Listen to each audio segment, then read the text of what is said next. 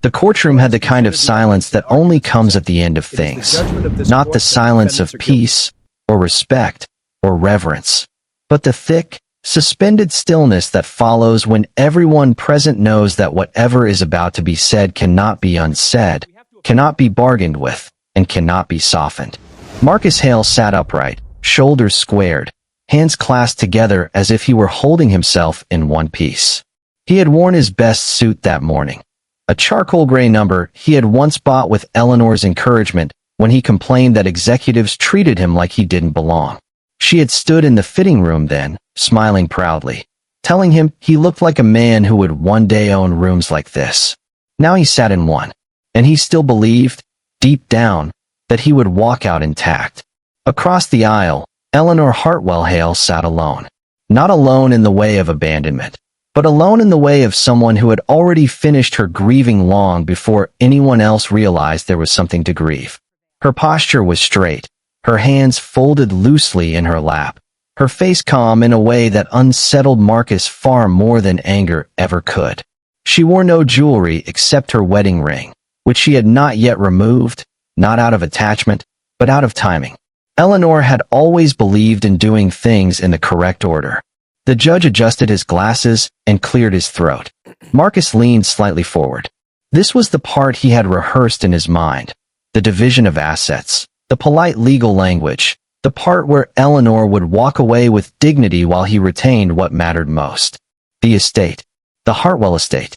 $2 million in land, property, and legacy, something Marcus had once described to Helena in a whispered phone call as the foundation of our real life. The judge spoke.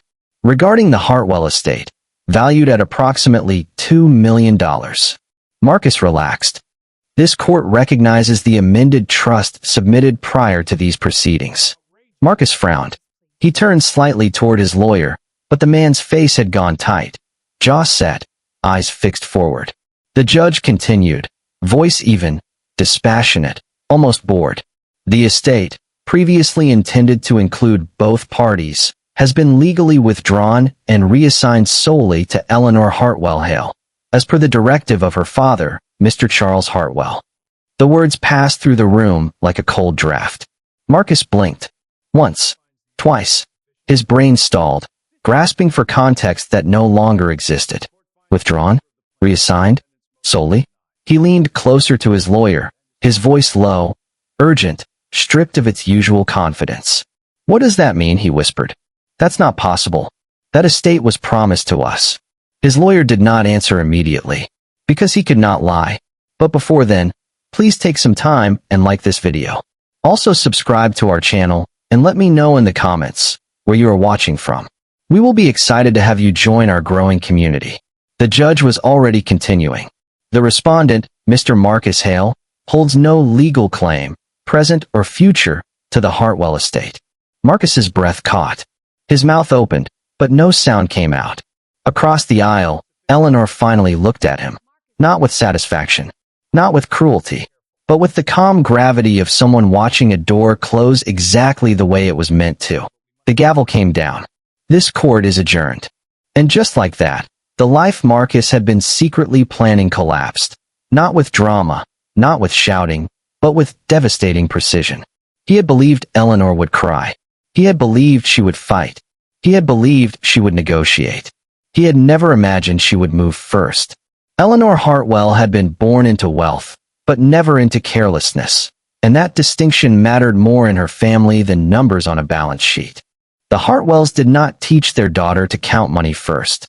They taught her to respect it, to understand where it came from, what it could do, and, more importantly, what it could destroy if handled without character. Charles Hartwell's grandfather had bought the first stretch of land when it was still dismissed as swampy and useless, a place no sensible investor wanted. The men who laughed at him later sold their shops to survive. The Hartwells waited, drained the land, planned carefully, and built slowly. There were no sudden windfalls in their history. Only patience, timing, and discipline. Their wealth had never announced itself. There were no flashy cars lining the driveway. No marble lions at the gate, no parties that spilled into gossip columns. Their home was large but quiet, elegant but restrained. The walls carried art chosen for meaning, not price. The furniture was sturdy, timeless, repaired instead of replaced. Charles Hartwell liked to sit in his study in the evenings, glass of whiskey untouched, reading reports by lamplight. When Eleanor was younger, she would sit on the rug at his feet, watching him underline passages with deliberate strokes. One night, when she was barely 12, she had asked him why he never seemed impressed by money. Charles hadn't looked up from the page. "Because money shouts," he had said calmly. "And anything that shouts is usually trying to prove something." Margaret Hartwell, who had been arranging flowers nearby, smiled without looking over. "Wealth whispers," she added softly. "It doesn't need applause." Then, after a brief pause, she had turned toward Eleanor, her voice gentle but firm. "And legacy listens. It watches what you do when no one is clapping." Those sentences stayed with Eleanor. They became part of her internal compass, shaping the way she moved through the world, quietly, deliberately, with an instinct for long-term consequence rather than short-term thrill. So when she met Marcus Hale, she did not see him as a project or a prize. She saw potential. Marcus did not come from nothing, but he came from want. A different kind of hunger, one sharpened by comparison, by watching others get ahead, by believing that success was always one connection, one breakthrough, one lucky breakaway. He was intelligent, well-spoken, and visibly ambitious. He leaned forward when he talked, as if life might move faster if he did. His eyes were always scanning rooms, not out of greed, but out of instinct, measuring, learning, planning. When Eleanor first brought him home for dinner, Charles noticed it immediately. Marcus stood when Margaret entered the room. He asked questions about the land, about zoning, about development history. Not shallow questions, thoughtful ones. Questions that suggested he had imagined himself in places he had not yet reached. After Marcus left that evening, Margaret cleared the plates quietly. "He's hungry," she said. Charles nodded. "Yes, and hunger can either make a man grateful or reckless." Eleanor heard them. She did not argue. She believed, deeply, that love could anchor ambition, that partnership could steady hunger. The wedding itself was elegant without excess. Candlelight, live strings, carefully chosen guests. No spectacle, no performance. Just intention. When the music faded and the last guests drifted into the night, Charles asked Marcus to walk with him onto the terrace. The air was cool. The city lights glimmered distantly beyond the estate grounds. Charles placed a firm hand on Marcus's shoulder, not as a gesture of dominance, but of inclusion.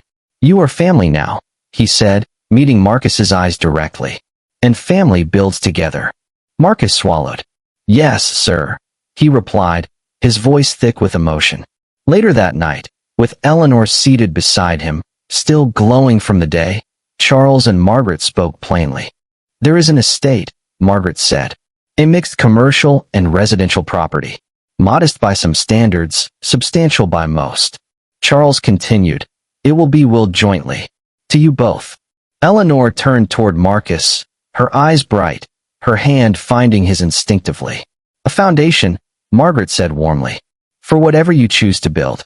A home, a business, a future." Marcus felt something expand inside his chest. Relief, pride, arrival. He smiled so wide his cheeks hurt, stood, and kissed Eleanor's hand with reverence that felt almost holy in that moment. "We're set," he whispered, half laughing, half overwhelmed. Eleanor squeezed his fingers. But Marcus never asked about conditions. Never asked about stewardship.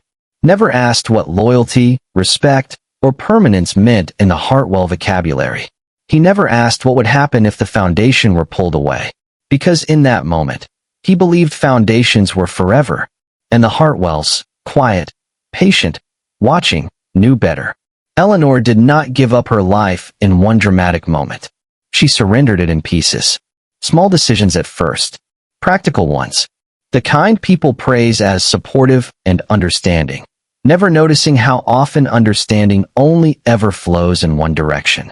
When Marcus received his first major job offer, an entry-level management role at a fast-growing consulting firm, he came home flushed with excitement, tie loosened, words tumbling over each other as if he were afraid the opportunity might disappear if spoken too slowly. "They want me full-time," he said, pacing the living room. "The hours will be insane at first, but that's how it works, right? You grind, you prove yourself, you rise." Eleanor sat on the arm of the couch, watching him with the quiet affection of someone who had already imagined this future long before he did. "That's incredible," she said. "I knew they'd see it." Marcus stopped pacing and looked at her, uncertainty flickering briefly across his face. "But it means relocating. Temporarily. The firm wants me closer to headquarters." Eleanor didn't hesitate. "We'll move," she said simply. Marcus blinked. "Your work. I can work remotely," she interrupted gently. "Or pause if I need to." And just like that, the first piece fell away. She had been consulting part-time for a nonprofit that focused on urban development, work she loved, work that mattered to her. She told herself it wasn't forever. That marriage was a partnership. That timing mattered. Marcus promised her it was temporary. "I won't forget this," he said, pulling her into a hug. "Everything I build is for us." She believed him. When Marcus began traveling, Eleanor became the quiet structure holding everything steady. He left early and came back late, smelling of hotel soap and unfamiliar cities. Eleanor learned his schedules, memorized flight patterns, adjusted her life around delays and cancellations. She stopped scheduling dinners with friends because she never knew when Marcus would be home. She stopped taking weekend engagements because he might suddenly be free. She learned how to be flexible to the point of invisibility. There were nights she ate alone at the dining table, laptop open beside her, emails unanswered because she kept glancing at her phone, waiting for a message that said, "Boarding now," or just landed. Sometimes it came. Sometimes it didn't. When Marcus complained about pressure at work, Eleanor absorbed it quietly. "They're pushing me hard," he said one night, loosening his cufflinks with sharp movements. "Helena expects perfection." Eleanor looked up from her notes. "Helena." "My boss," Marcus replied quickly. "She's demanding." "Brilliant, but demanding." Eleanor nodded. "That's why she's in charge." She did not ask more. She trusted. When Marcus needed capital for a side project, an idea he insisted would impress senior leadership, Eleanor transferred the funds without question. When his suits needed upgrading, she called her tailor. When his confidence wavered, she steadied it. She learned his moods the way some people learn languages, detecting stress in his posture, ambition in his tone, irritation in his silences. At family gatherings, she played the perfect bridge between worlds. She translated Marcus's drive into something her parents could respect. "He's working hard," she told Margaret. "He just wants to build something worthy." Margaret studied her daughter carefully. "And what do you want, Eleanor?" Eleanor smiled, practiced and sincere. "I want us." It sounded noble. It felt true. Over time, Marcus stopped asking whether Eleanor minded. He assumed. Assumed she would wait. Assumed she would adjust. Assumed she would remain. And Eleanor, who had been raised to believe that responsibility was love in action, mistook endurance for loyalty. She canceled trips, postponed dreams, let invitations go unanswered, let her world shrink to the size of Marcus's schedule. There were moments, small, fleeting ones, when something inside her whispered that she was becoming a background character in her own life. But she silenced that voice. Because she loved him. Because she believed sacrifice was temporary. Because no one had taught her that sometimes, the most dangerous thing a woman can do is give too much to a man who has not learned how to carry it. Marcus did not wake up one morning and decide to betray his marriage. That would have required honesty. What he did instead was rewrite the story of his own effort, little by little, until Eleanor's sacrifices looked like background noise and his ambition sounded like heroism. It started with language. Small things Eleanor noticed but dismissed. One evening, as they sat in the living room, Marcus loosening his tie while Eleanor prepared tea, he spoke without looking at her. "I stayed late again," he said. Helena wanted revisions. Eleanor handed him the cup. Did she at least acknowledge the work? He shrugged. "That's just how it is at that level. Results speak louder than praise." She smiled. "You're learning fast." Marcus took a sip, then frowned slightly. "Well, someone has to." I'm not like some of the others there. I actually care. It was the first time Eleanor heard the separation, him versus others. Another night, after a particularly long week, Eleanor suggested they take a weekend away. Just us, she said. Somewhere quiet. Marcus laughed softly, though not unkindly. You think CEOs take weekends off? I think husbands do, she replied gently. He didn't answer immediately. Instead, he checked his phone. Right now, he said. I'm building something bigger than weekends. Eleanor nodded. She always nodded. At the office, Marcus began to feel seen in ways that felt intoxicating. Helena, his boss, was sharp, impeccably dressed, efficient to the point of severity. She spoke with certainty and expected obedience. And unlike Eleanor, who gave without accounting, Helena measured everything. One afternoon, during a strategy meeting, Helena fixed Marcus with a look that made the room still. You think differently, she said. Most people here just execute. You anticipate. Marcus felt heat rise in his chest. I've always been like that, he replied. Helena smiled faintly. That's why I'm watching you. That night, Marcus came home energized, talking fast, pacing. She noticed, he said. She actually noticed. Eleanor looked up from the couch. Of course she did. You're good at what you do. Marcus hesitated. You don't understand what that means in that environment. Eleanor laughed softly. You're right. I don't. But I understand you. He didn't smile. Over time, Marcus began framing Eleanor's support as expected rather than exceptional. When she stayed up waiting for him, he said, you didn't have to. When she adjusted plans, he said, you're flexible. That's one of your strengths. When she reminded him of her own postponed goals, he responded, we'll get to that. Right now, timing matters. My timing, Eleanor realized one night. But she said nothing. At work dinners, Marcus started bringing up his background more selectively. I didn't come from much, he told colleagues. I worked for everything I have. It wasn't a lie. It just wasn't the whole truth. When someone mentioned Eleanor, he said, yes, my wife's family has done well. Done well. As if wealth had simply happened to them. As if the estate promise were incidental. As if the doors that opened were purely because of his own hands. One evening, after a company event, Eleanor noticed something else. Marcus no longer asked her advice. He informed her. I'll be traveling more, he said, scrolling through his phone. Helena needs me on site. How often? Eleanor asked. As often as it takes. And us? She asked quietly. Marcus looked up, irritated for the first time. Why does it always have to be us? The question landed between them, heavy and unresolved. Eleanor searched his face. Because we're married. Marcus exhaled sharply. Sometimes it feels like I'm carrying everything alone. She stared at him, stunned. I've been carrying you, she said softly. I just didn't complain. He didn't respond. Instead, he went to shower. Later, alone in bed, Marcus scrolled through messages from Helena, short, precise, work-focused, but laced with urgency. Can you fly out tomorrow? I need you here. This can't wait. He felt important. Necessary. Chosen. And somewhere in that feeling, a quiet conclusion formed. Not consciously, not yet, but firmly. If I am this valuable, then I deserve more. More attention. More admiration. More reward. Eleanor, asleep beside him, had become the constant. And constants, Marcus would soon learn, are the first things people stop appreciating. Helena Ward did not rise by accident.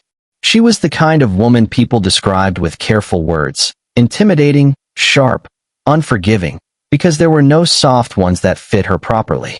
In her early 40s, Helena carried herself with a precision that left no room for misinterpretation. Every movement was measured. Every word placed exactly where she intended it to land.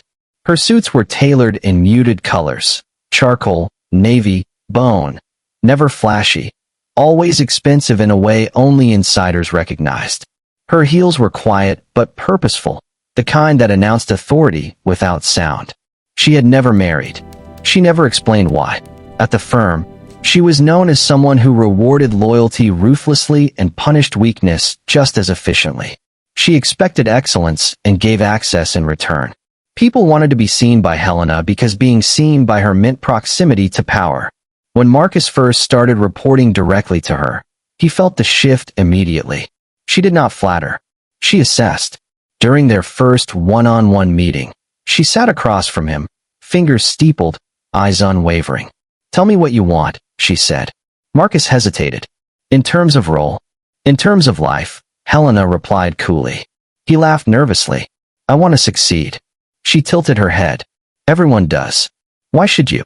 Marcus spoke about growth, impact, long-term strategy. He spoke well. Helena listened, expression unreadable. When he finished, she nodded once. "You're ambitious," she said. "But ambition alone is common. Discipline is rare." She leaned forward slightly. "I can teach discipline." From that moment on, Helena began pulling Marcus closer. She scheduled meetings outside normal hours. She asked him to travel with her for continuity. She insisted on private briefings. And slowly, quietly, the boundaries shifted. The first time it happened, Marcus didn't recognize it as crossing. They were in a hotel conference room after a long day. I'm glad that's settled. The city outside glowed Now through the we windows. relax. Papers were spread across the table. Helena closed her laptop and looked at him thoughtfully. "You work too hard," she said. Marcus smiled tiredly. "Comes with the territory." "No," Helena replied. "It comes with trying to prove something." The comment unsettled him. She stood, walked to the window, arms crossed. "You remind me of myself," she said. "Before I learned when to stop apologizing for wanting more." Marcus shifted in his chair. "I'm not apologizing." She turned toward him, one eyebrow raised. "Are you sure?"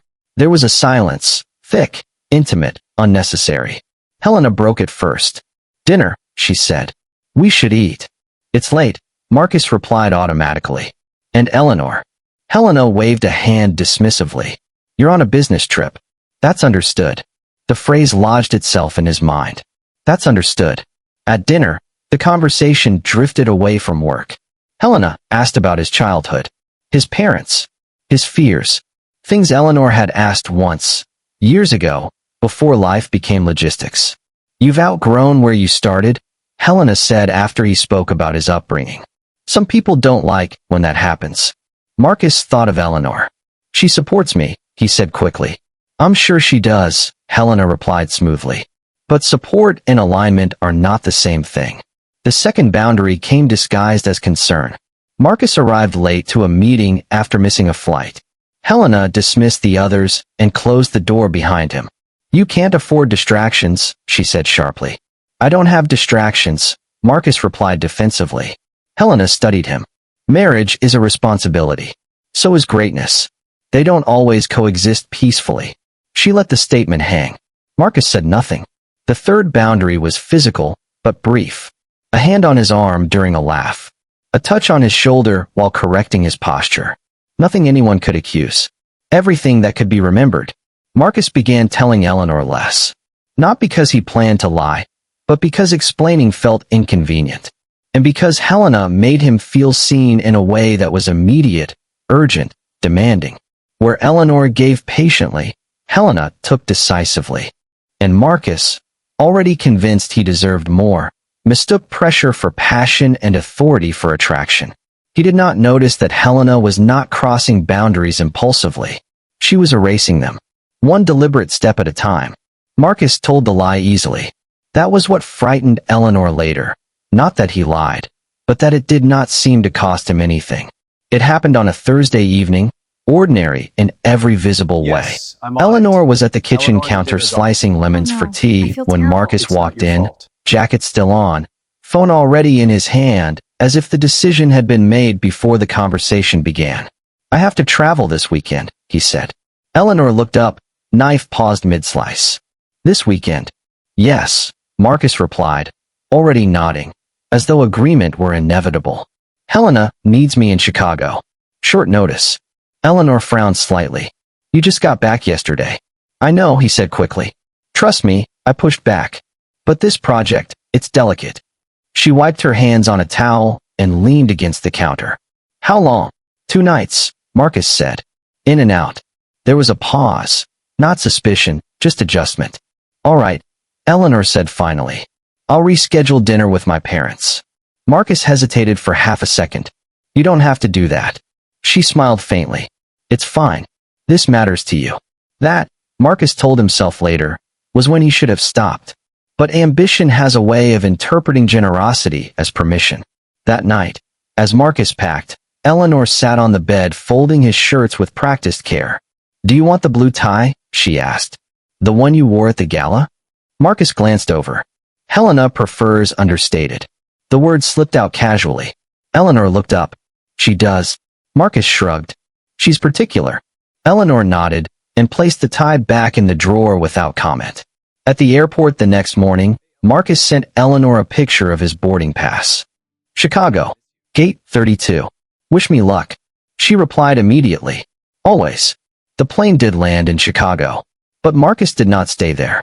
2 hours later, he was on another flight, booked by Helena's assistant, charged to a personal account, marked confidential, bound for Napa Valley. The hotel was quiet, exclusive, tucked into hills that smelled of earth and wine and distance from consequence. When Marcus arrived, Helena was already there. "You made it," she said, glancing at her watch. "I always do," Marcus replied, smiling. She handed him a glass of wine before he could ask questions. "This isn't Chicago," he said, though his voice lacked protest. Helena raised an eyebrow. "Do you object?" Marcus shook his head slowly. "No." "Good," she said. "Because I don't like explaining decisions twice." They talked about work at first, or at least pretended to. Strategy blurred into philosophy. Philosophy blurred into confession. "You know," Helena said at one point, sitting across from him on the balcony, legs crossed, voice low, "people like you don't stay small forever." Marcus leaned back, wine in hand. "Neither do people like you." She smiled. "The difference is, I didn't let anyone tell me who I belonged to." Marcus thought of Eleanor, at home, probably reading, probably waiting. "I belong to my ambition," he said. Helena's gaze sharpened. "Then stop living like someone else owns your future." That night, Marcus did not call Eleanor. He texted instead. Meetings ran late. "Exhausted. Talk tomorrow." She read the message while sitting at the dining table, food untouched, phone glowing softly in the quiet. "Okay. Sleep well." She added a heart, then deleted it before sending. The next morning, Marcus woke to sunlight spilling across crisp white sheets and the sound of Helena's voice on the phone, speaking French to someone Eleanor would never know. For a moment, just a moment, guilt stirred. But Helena ended the call and turned toward him. "Relax," she said. "You're doing exactly what you're supposed to do." "And what's that?" Marcus asked. She smiled slowly. "Evolving." Back home, Eleanor spent the weekend reorganizing closets she didn't need to reorganize, answering emails she didn't need to answer, waiting for time to pass. When Marcus returned Sunday night, he looked different. Not guilty. Buoyant. "How was Chicago?" Eleanor asked, taking his coat. "Productive," he said. "Very." She kissed his cheek. "I'm proud of you." Marcus closed his eyes briefly, letting the praise wash over him. He did not correct the lie. He did not consider it a betrayal. He told himself it was a technicality. And that was the most dangerous part. Because once a man convinces himself that the truth is flexible, he begins to believe loyalty is too. Helena did not rush Marcus. She understood timing the way generals understand terrain, never advancing without advantage, never retreating without reason. After the Napa trip, she changed nothing on the surface. Meetings remained professional. Emails stayed clipped. Her tone in public never wavered. It was in private that the pressure began to shift. On their next trip, this one officially logged as New York. Helena insisted they stay at the same hotel for efficiency. Efficiency, Marcus was learning, was her favorite word. They met late that evening in the hotel lounge, sitting across from each other, low light reflecting in polished glass. "You've been distracted lately," Helena said, stirring her drink. Marcus frowned. "I've been delivering." "Yes," she agreed. "But you're hesitating." "I don't hesitate." She leaned forward slightly. "You do. When you talk about home." The word landed heavier than it should have. "I'm married," Marcus said. Helena smiled. Not mocking, not dismissive. "So am I," she replied. Marcus blinked. "I didn't know." "To my work," Helena finished calmly. "To my future. To the version of myself I refuse to abandon." She let that settle. You speak about your wife like a responsibility, Helena continued. Not a partner. Marcus bristled. That's not fair. Isn't it? She asked gently. When was the last time she challenged you? Marcus opened his mouth, then closed it. Helena nodded. Exactly. Later that night, as they reviewed documents in her suite, just one last thing, she had said, Helena crossed another line. Not physically, emotionally. She poured 2 glasses of whiskey. Drink, she said. You think too much when you're sober. Marcus laughed nervously. That sounds like advice you shouldn't give. I only give advice people need, Helena replied. They sat closer this time. She spoke about her own sacrifices. I gave up everything that slowed me down, she said. Friends. Lovers. Comfort. Was it worth it? Marcus asked. Helena met his eyes. I wouldn't ask you to do something I wouldn't do myself. The implication hung there. Quiet, deliberate. The next morning, Helena texted him before Eleanor did. You're capable of more than you allow yourself. Marcus stared at the message longer than he should have. I missed you. Over the following weeks, Helena's language sharpened. You don't need permission. People like you don't get chosen. They take. Comfort is a drug. Each phrase lodged itself somewhere deep, rearranging his internal logic. When Marcus spoke about Eleanor again, about her patience, her steadiness, Helena tilted her head. She sounds kind, she said. She is, Marcus replied. And safety can be a beautiful thing, Helena continued. But it's not the same as growth. Marcus said nothing. The night it truly shifted, it was raining. They had just concluded a tense negotiation. Marcus was keyed up, adrenaline still humming. Helena touched his arm, not casually this time. You were exceptional today, she said quietly. I couldn't have done that without you. Marcus felt something tighten in his chest. I've never said this before, Helena continued, voice low, but I trust you. The word trust did what desire had not.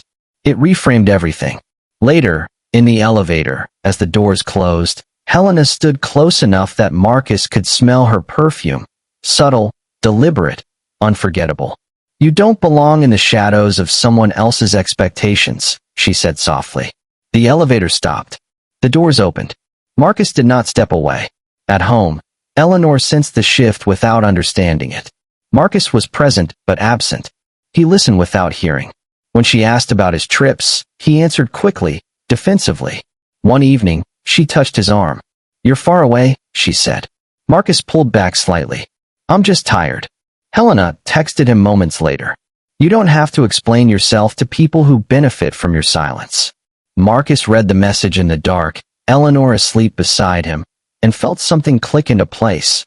Not lust, not love, but justification. Helena wasn't stealing him, he told himself. She was revealing him.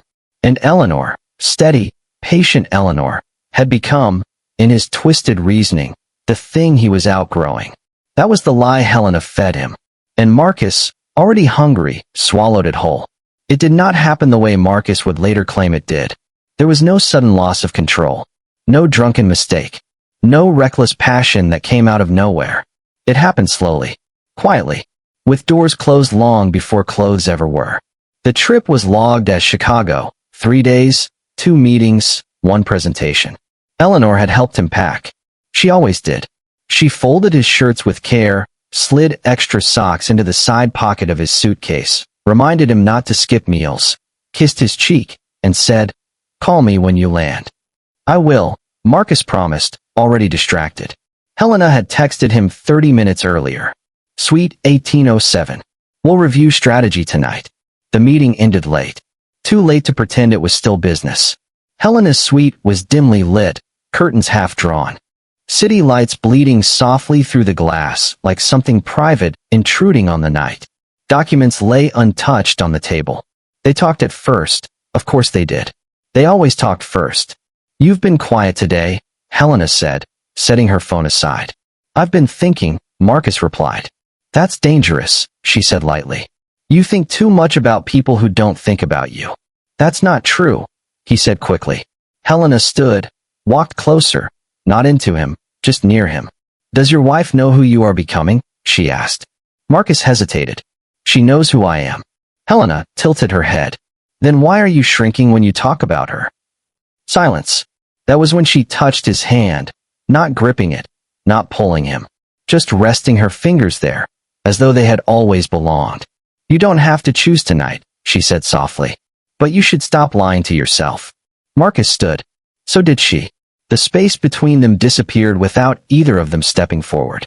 Later, much later, Marcus would struggle to remember who leaned in first. What he remembered clearly was the relief. The terrible, intoxicating relief of not resisting anymore. When it was over, Helena did not cling. She did not sigh. She did not pretend it meant nothing. She sat on the edge of the bed, calm, composed, already dressed. "This changes things," Marcus said, voice rough. Helena looked at him evenly. "It clarifies things." The next morning, Helena was business again. No tenderness. No guilt. No apologies. That was what frightened Marcus most. In the elevator, she spoke quietly. "I won't be hidden." "I didn't say." "You didn't have to," she interrupted. "Men like you don't cheat for excitement. You cheat because you're already gone." Marcus swallowed. "I need time." Helena smiled thinly. "Time is a luxury people with courage don't waste." Over the following weeks, the pressure sharpened. Not daily. Strategically. When Marcus hesitated, Helena withdrew just enough to make him panic. When he leaned closer, she rewarded him with attention, praise, proximity. "You're wasting yourself," she said one night after a dinner that was not on any expense report. "She's holding you back," she said another time, voice low, precise. And then, the most dangerous sentence of all. "I could build something with you that no one would question." Marcus tried, once, to draw a line. "I can't leave her like this," he said. "She's been loyal. She stood by me." Helena's expression softened, but only briefly. "Loyalty is not ownership," she replied. "And sacrifice doesn't buy permanence. She gave up so much for me. And now she expects you to stay small in return," Helena said smoothly. "Is that love or debt?" That word, debt, reframed everything. At home, Eleanor noticed changes she couldn't name.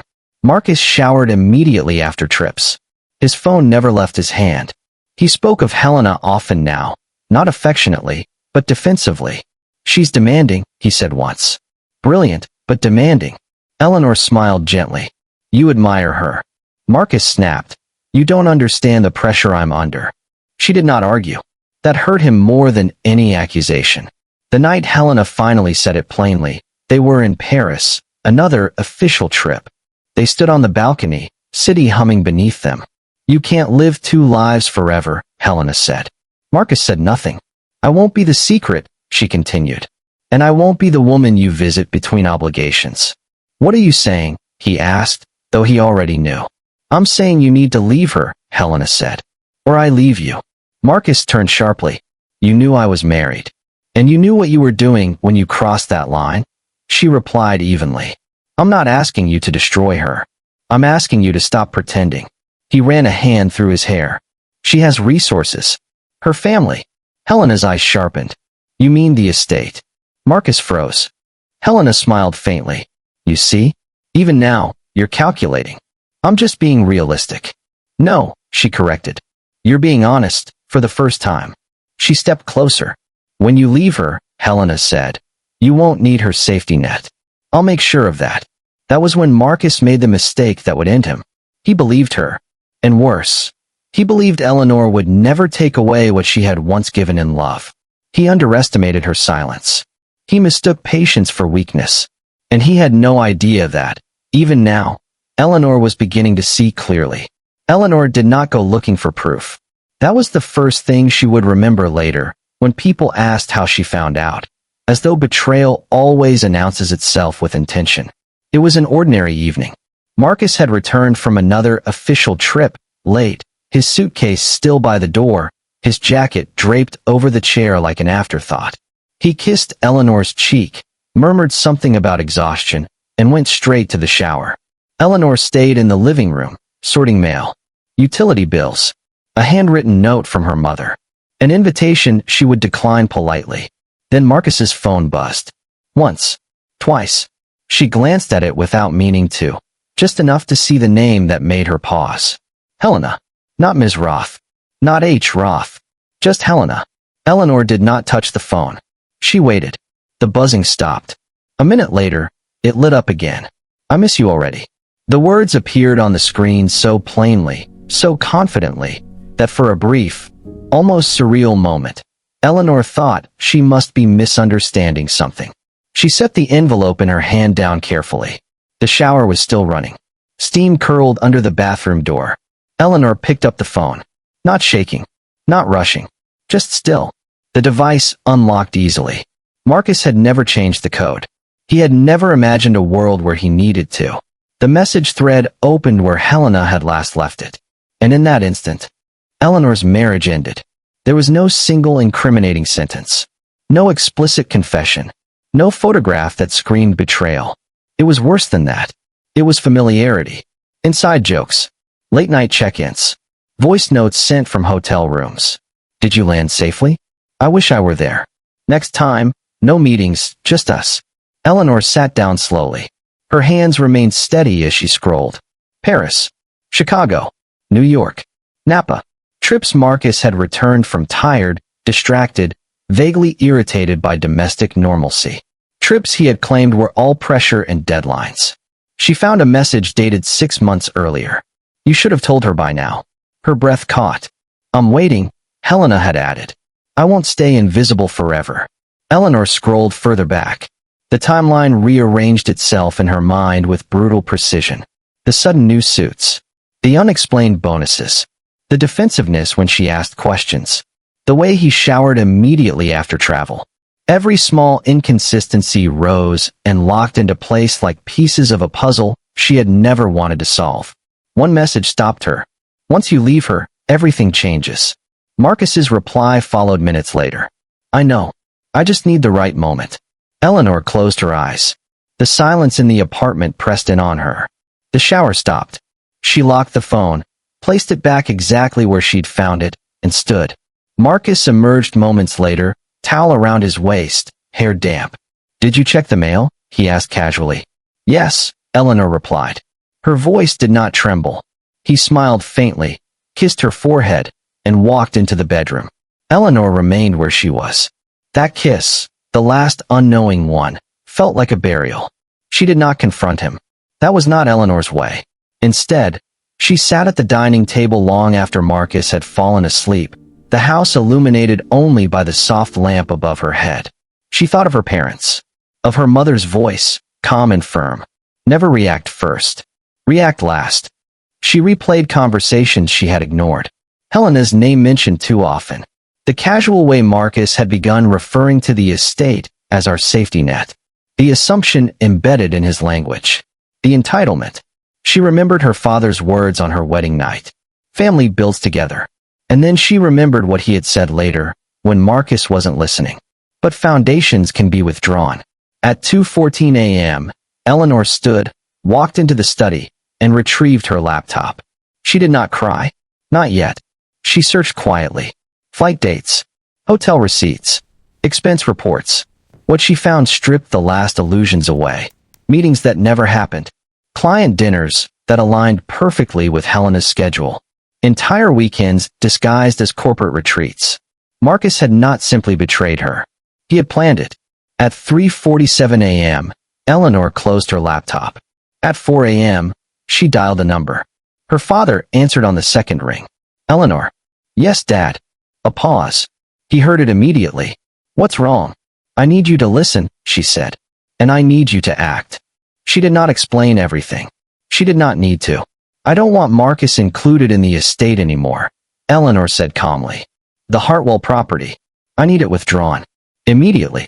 Her father was silent for a long moment. Then, softly, "Did he break faith with you?" "Yes."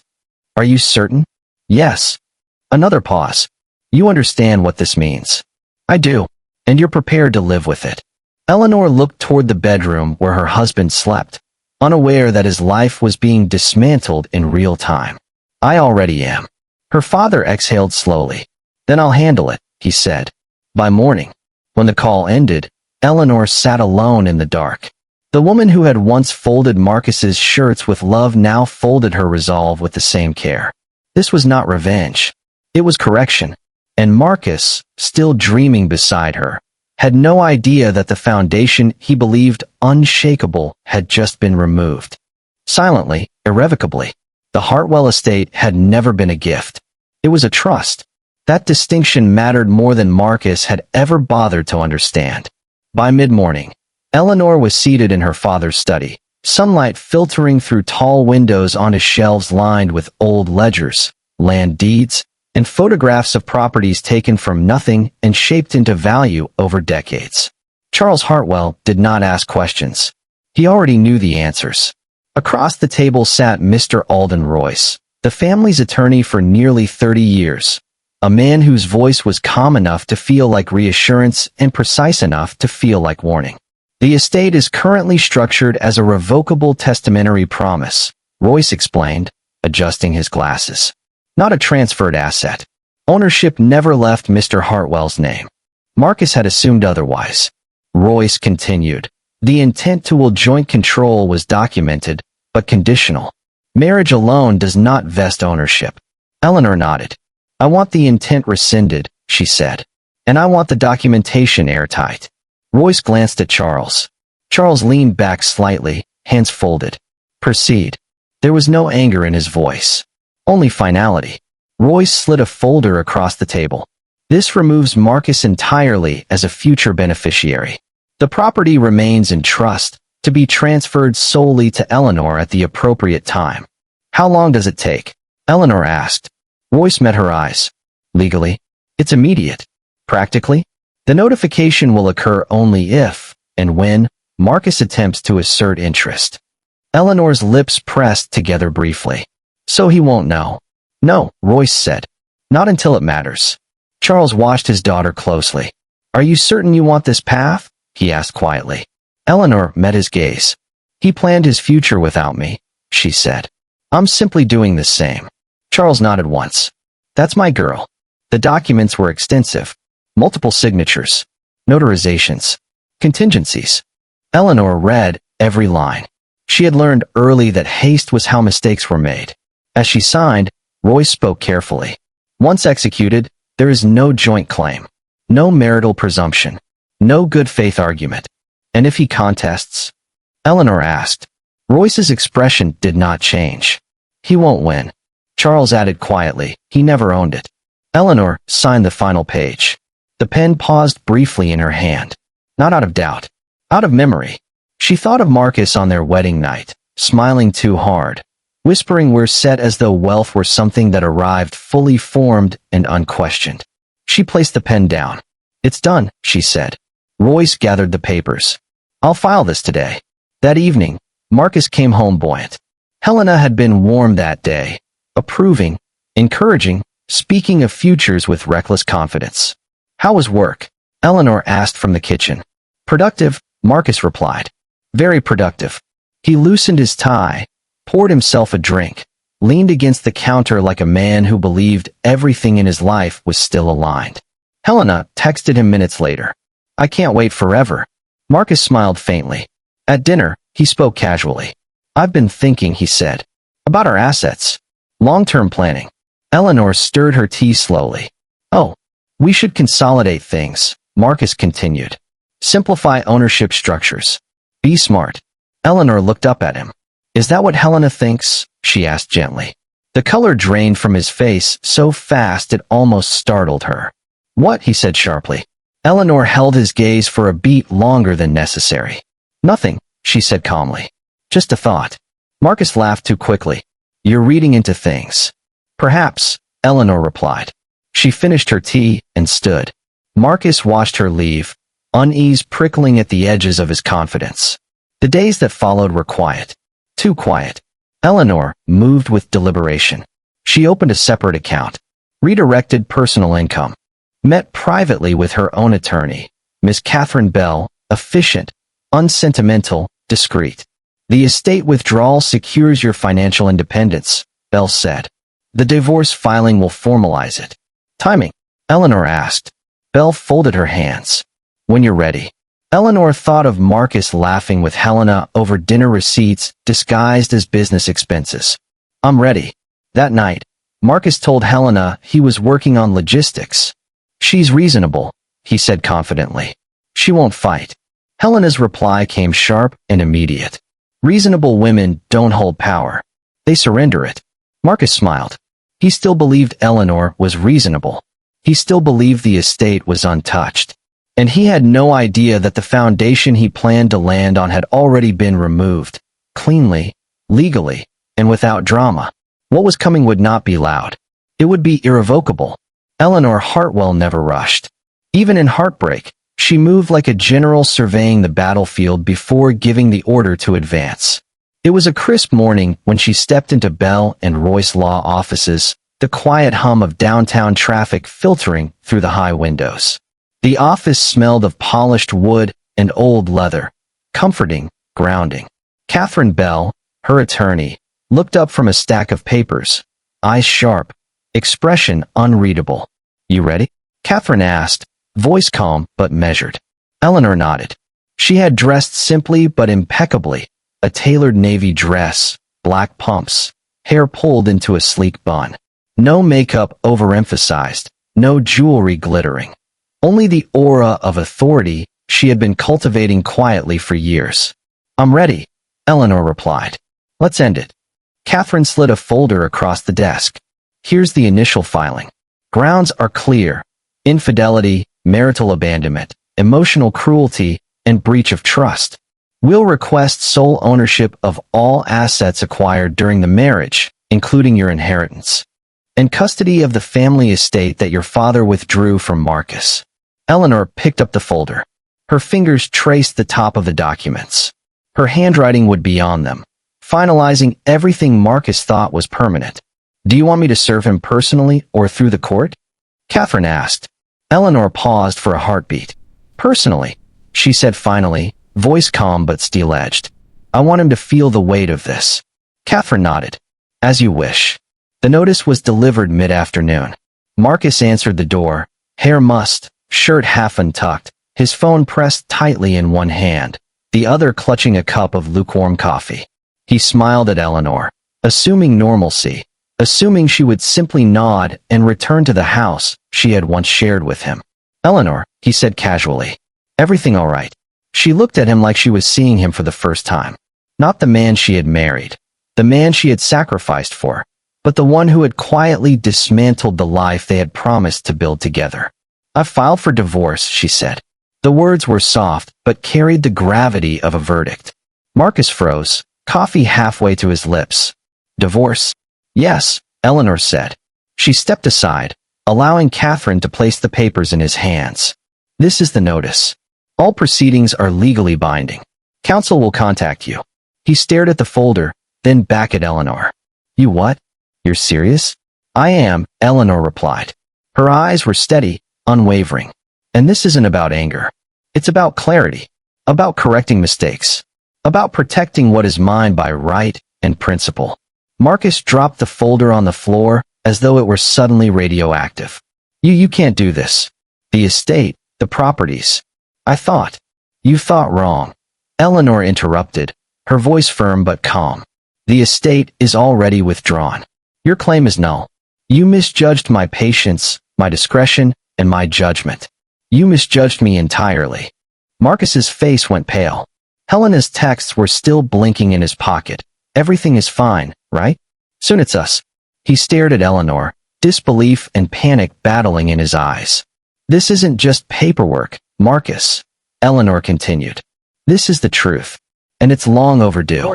The courthouse smelled of polished wood, worn leather chairs, and faint ink. Eleanor arrived early, calm as ever, reviewing notes on her tablet. Marcus arrived later, rushed, sweating slightly, Helena's presence humming in the air via text messages he glanced at repeatedly. Inside the courtroom, Judge Manning, a man of deliberate speech and no-nonsense demeanor, looked down from his bench. "Mr. Marcus Hart," he said, voice cutting through the silence. "You are here regarding the divorce proceedings filed by Eleanor Hartwell. How do you plead?"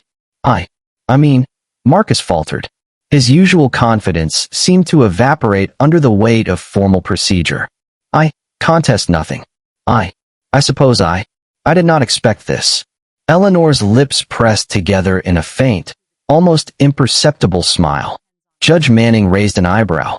You are aware that the estate in question is legally and irrevocably withdrawn from your claim? Yes, Marcus whispered. Yes. Eleanor's voice filled the room. Crisp. Clear. Controlled. It is. I will be the sole beneficiary. Gasps echoed quietly from the gallery. Helena's influence, Marcus realized, could not shield him here. Not from law. Not from truth. Catherine Bell stood, presenting evidence meticulously. Bank transfers, estate withdrawal documents, text message records, travel logs, expense receipts, all arranged chronologically to reveal Marcus's betrayal in vivid, irrefutable detail. Judge Manning nodded as he flipped through the documents. Mr. Hart, he said finally, tone measured, you have been made fully aware of the facts. Any attempts to reclaim the estate or contest the divorce at this stage will be denied. Marcus swallowed. Words failed him. Helena's texts were now irrelevant. His control over his own life had slipped away quietly, but irrevocably. Eleanor remained calm, dignified. Every gesture measured. Every glance intentional. She was a woman who had lost nothing, despite everything. Back in her apartment, Eleanor removed her heels, stretched, and allowed herself the first deep breath she had taken in months. She reflected on the years of compromise, of silent work, of sacrifices Marcus had never recognized. Covering business failures quietly. Sacrificing her social life to support his career ambitions. Upholding his image in public even as his entitlement grew unchecked. And now the truth was out. The foundation was gone. The estate was gone. The marriage was over. And for the first time in years, Eleanor felt entirely free. As for Marcus, he realized the price of disloyalty and taking someone who had given you all for granted. If you found this story interesting, please remember to like this video and hit the subscribe button. Also turn on the notifications so you don't miss out on any of our amazing videos. And lastly, endeavor to share this video with your friends. Thank you and see you in the next video.